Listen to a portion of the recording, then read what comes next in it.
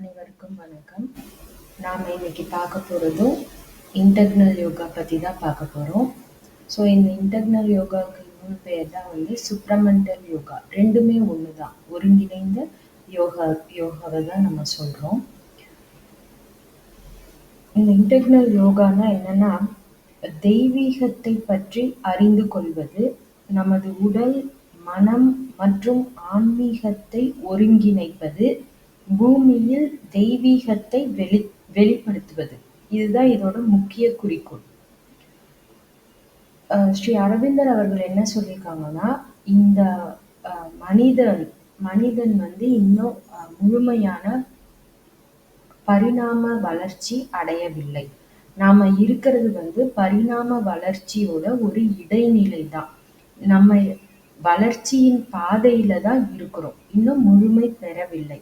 முழுமை எப்ப பெறுவோம்? அந்த தெய்வீக தன்மையை நமக்குள்ள கொண்டு வரும்பொழுதுதான் மனிதன் முழுமை பெறுகிறான். ஸோ இந்த யோகா என்பது விரைவான, முழுமையான மற்றும் செறிவான ஒரு பரிமாண வளர்ச்சியை நமக்கு தருவதற்கு இந்த பயிற்சி ரொம்ப ஹெல்ப் பண்ணுது அப்படிதான் சொல்லியிருக்கிறாங்க. மேலும் நம்ம மட்டும் இதுல வளர்ச்சி பெற மாட்டோம், இயற்கையும் கொஞ்சம் கொஞ்சமா பரிணாம வளர்ச்சி பெறும் அப்படின்னு சொல்லியிருக்காங்க. ஸ்ரீ அரவிந்தர் அவர்கள் நமக்கு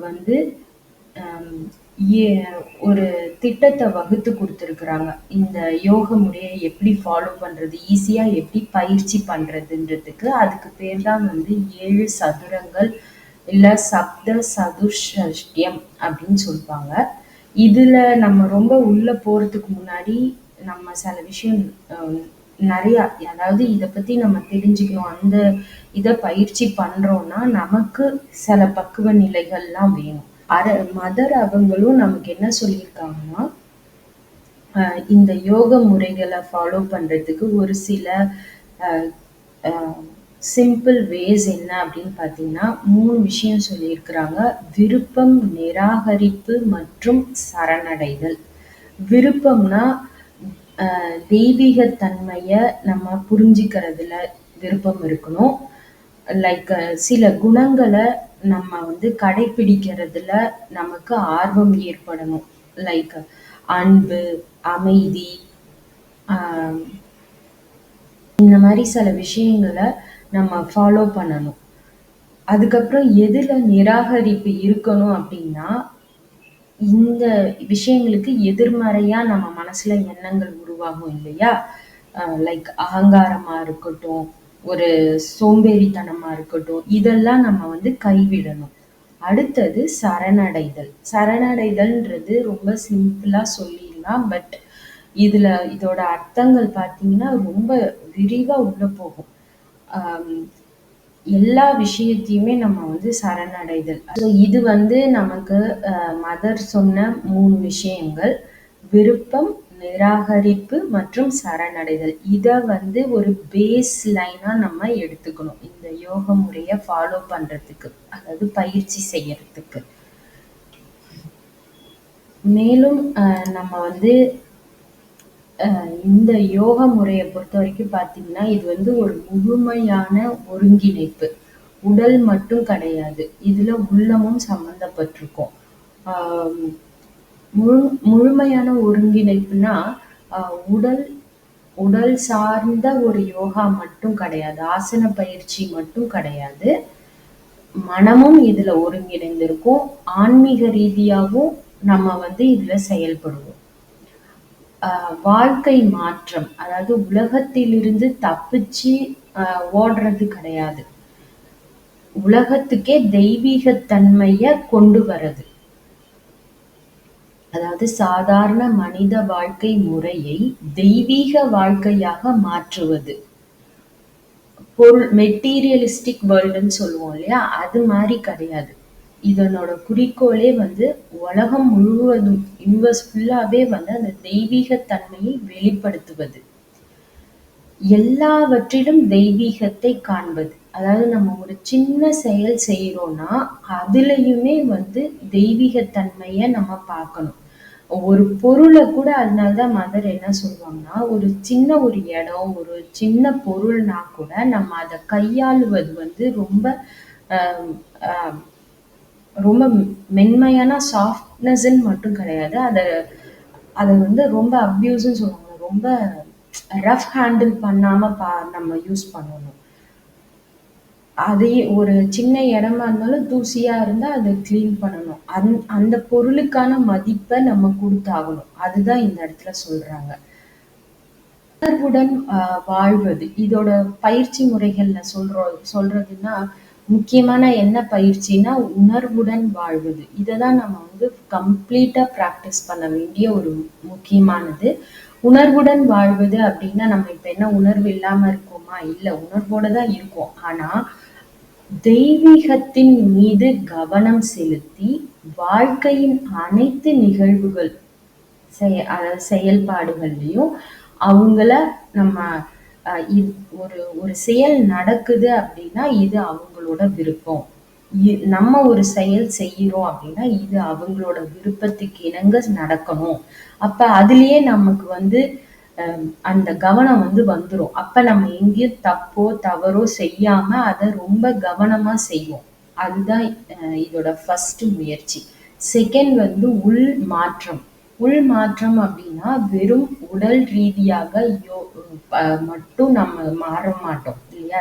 வெறும் கையால கொடுக்குற செயல்களால மட்டும் மாறிடாது. நான் இப்போ ஒருத்தவங்களுக்கு ஒரு பொருளை கொடுக்குறேன். அந்த பொருள் இன்னொருத்தவங்களுக்கு நல்ல விதமா செயல்படணும். எனக்கு ஒருவேளை நான் மனசுல வஞ்சத்தை வச்சுக்கிட்டு அந்த பொருளை இன்னொருத்தவங்களுக்கு கொடுத்தேன்னா அது எப்படி மாற்றமாகும்? என்னோட செயல் மட்டும்தான் பார்க்கறதுக்கு வாவ், இவங்க இவ்வளோ நல்ல உதவி பண்றாங்களேன்னு தோணும். ஆனா என் மனசுல அழுக்கு இருக்கிறதா தான் அர்த்தம்.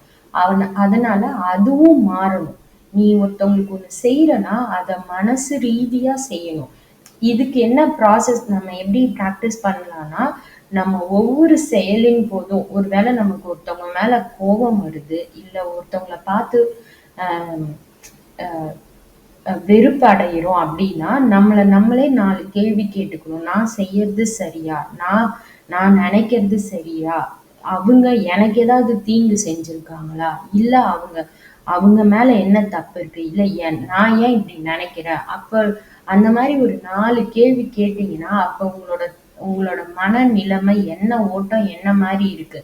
நீங்க தான் அதுல பெரும்பாலும் பார்த்தீங்கன்னா அவங்க ஆப்போசிட் பர்சன் வந்து சாதாரணமா தான் நடந்திருப்பாங்க. நமக்கு தான் வந்து அது ரொம்ப வித்தியாசமா தெரிஞ்சிருக்கும். அதுக்கு காரணம் நம்மளோட பொறாமையா இருக்கலாம், பேராசையா இருக்கலாம், இல்ல நம்மளோட புரிதல் அவ்வளவுதான் இருந்திருக்கும். இதையே நீங்க இப்படி ரிவர்ஸ்லயும் எடுத்துக்கலாம். நம்ம ஒருத்தவங்களுக்கு ஒரு செயலை செய்யறோம், அவங்க அதை தப்பா புரிஞ்சுக்கிட்டு நம்ம மேல கோவப்படுறாங்கன்னா நீங்க நீங்க வந்து நம்ம ஒரு நல்ல மேன்மையான குணத்தோட தான் பண்ணியிருக்கோம் அப்படின்னா நம்ம அந்த இடத்துல அவங்களோட கோபத்தை அங்கேயே நின்று ஆர்கியூமெண்ட் பண்ணவே மாட்டோம். நம்ம விலகிடுவோம். அது உங்களோட மன எண்ண ஓட்டம். நான் அதுக்கு எதுவும் பொறுப்பாக முடியாது. நான் வந்து நல்ல எண்ணத்துல தான் பண்ணேன். அதை நீங்க தெரிவிக்க கூட வேணாம். அவங்களுக்கு அதை ப்ரூஃப் பண்ண கூட தேவை கிடையாது. நமக்கு நம்ம அந்த இடத்துல நின்று நம்ம கஷ்டப்படுத்திக்க வேணாம் நம்ம மனசை. ஸோ உங்களோட உள் மனம் தெளிவாக இருக்கும். இதுல நீங்க பண்ணும்போது இந்த உணர்வோடு செயல்படும் போது ஆட்டோமேட்டிக்கா நம்ம வந்து நல்ல மனசோட நல்ல கரெக்டா கான்சியஸா நம்ம செய்வோம். ஸோ அப்ப அதுலயும் கிளாரிட்டி இருக்கும். அப்ப அதுல செய்யும் பொழுது எந்த ஒரு மன போராட்டமும் இல்லாம நம்ம செய்வோம். ஸோ இது 2வது பயிற்சி முறையாயிடுது. 3வது பயிற்சி பார்த்தீங்கன்னா நற்பண்புகளை வளர்ப்பது. அதுதான் மதர் நமக்கும் சொல்லியிருக்காங்க.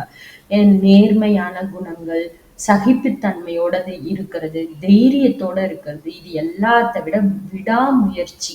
இது போன்ற நல்ல குணங்களை நம்ம வளர்த்துக்கணும். அதை வளர்த்துக்கிறது, அதை பயிற்சி செய்யறது, இதுதான் ரொம்ப இம்பார்ட்டன்ட்.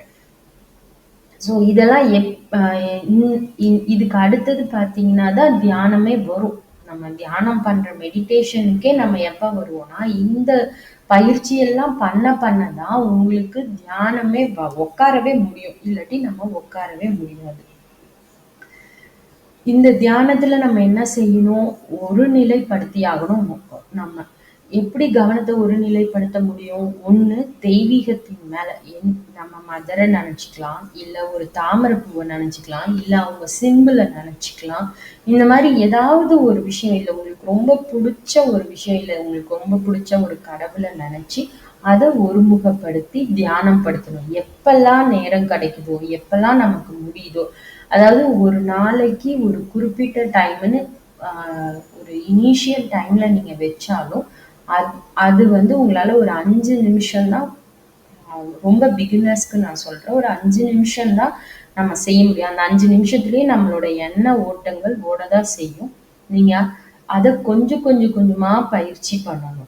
இப்ப காலைல எந்திச்சு ஒரு 5 நிமிஷம் செய்றோமா, திரும்ப அதுக்கப்புறம் சாமி கும்பிடும்போது கொஞ்சம் செய்றது. அந்த மாரி எப்ப டைம் இருக்குதோ, ஏன்னா இதுக்கு ஆசன முறைகள் மாதிரி நீங்க சாப்ட்டுட்டு, இல்ல சாப்பிடுறதுக்கு முன்னாடி அந்த மாரி தேவையில்ல இல்லையா? அதனால எப்ப உங்களுக்கு அமைதியான சூழ்நிலை உங்கள சுத்தி இருக்கோ, இல்ல நீங்க எப்ப தனிமையா இருக்கீங்களோ, அப்பல்லாம் இந்த பயிற்சிய விடாம பண்ணுங்க. இதுல இன்னொன்னு பக்தி மற்றும் விருப்பம். தெய்வீகத்திற்கான ஆழமான மற்றும் நேர்மையான விருப்பம் மிகவும் அவசியம். இதுல வந்து வெறும் ரொம்ப எல்லாரும் பண்றாங்க அந்த ஒரு ஆசை, இல்ல நம்ம மட்டும் மு முக்தி அடையணும், இல்ல நம்மளோட வேண்டுதல்கள் நிறைவேறணும், இல்ல அந்த மாரி ரொம்ப ரொம்ப ரொம்ப பர்சனலா எனக்கு எனக்கு எனக்கு அந்த மாரி எண்ணத்த வச்சுக்கிட்டு நம்ம பண்ணோம்னா, இந்த தியானம் கைகூடாது. இதோட அர்த்தமே மாறி போயிடும். இ இந்த இன்டெக்னல் யோகா வந்து அந்த மாரி கிடையாது. நீங்க நீங்க வந்து முழுமையா நம்மள மனசார நம்ம வந்து விருப்பம் இருந்து, தெய்வீகத்திற்கான விருப்பம் நம்ம தேடும் பொழுது தான், இத நம்ம செய்ய முடியும். இதெல்லாம் தான் வந்து பயிற்சி முறைகள்ல வரும். என்னென்னன்னா, இன்னொரு தடவ நான் ரிப்பீட் பண்றேன். உணர்வோடு வாழ்வது, உள்ளம் மாற்றத்தோட இருப்பது, அதாவது நல்ல விதத்துல. அடுத்தது நற்பண்புகளை வளர்ப்பது, தியானம் இல்ல ஒருமுகமா செயல்படக்கூடிய எந்த விஷயத்த வேணாலும் இதுல நீங்க எடுத்துக்கலாம். அந்த மாரி ஃபார் எக்ஸாம்பிள் தியானம்னா தியானம் மட்டும் வராது. தியானத்த சார்ந்ததுதான் நீங்க வந்து கடவுள்கிட்ட லைக் ஃபார் எக்ஸாம்பிள் புஷ்பாஞ்சலி பண்ணும்பொழுது கூட நம்ம ரொம்ப கவன சிதறல் இல்லாம தான் நம்ம அத செய்வோம் இல்லையா? அதெல்லாமும் இதுல தான் வரும். அதுக்கப்புறம் பக்தி மற்றும் விருப்பத்தோட செயல்படுவது. இதெல்லாம் வரும். ஸோ இதோட ஸ்பெஷாலிட்டியே பார்த்தீங்கன்னா, நம்ம மட்டும் இதுல முன்னேறணும். ஒரு மனிதன் முன்னேற்றம் மட்டும் இதுல கிடையாது. இது அனைத்து உயிரினங்கள், இயற்கை எல்லாமே ஒருங்கிணைந்து தெய்வீகத்தன்மையை பூமியில வெளிப்படுத்துவதற்கான ஒரு யோக முறை தான் இந்த இன்டெக்ரல் யோகா. உலகத்தின் தெய்வீகத்தை வெளிப்படுத்தும் திறன் கொண்டவராக மாறுவதுதான் இந்த இன்டெக்ரல் யோகா. ஸோ இப்ப இதுவரைக்கும் நான் வந்து இந்த இன்டெக்ரல் யோகா பத்தி சொல்லியிருப்பேன். கொஞ்சம் கொஞ்சம் வந்து அதோட பயிற்சி முறைகளும் சொல்லியிருப்பேன். இத பத்தி கேட்டுட்டு நிறைய பேர் இதெல்லாம் வந்து சாத்தியம் இல்ல, இத நம்ம செய்யறதுனால வந்து என்ன பயன், இல்ல இந்த யோக முறை வந்து ரொம்ப கஷ்டமா இருக்கு, அந்த மாதிரி நிறைய பேர் யோசிக்கலாம்.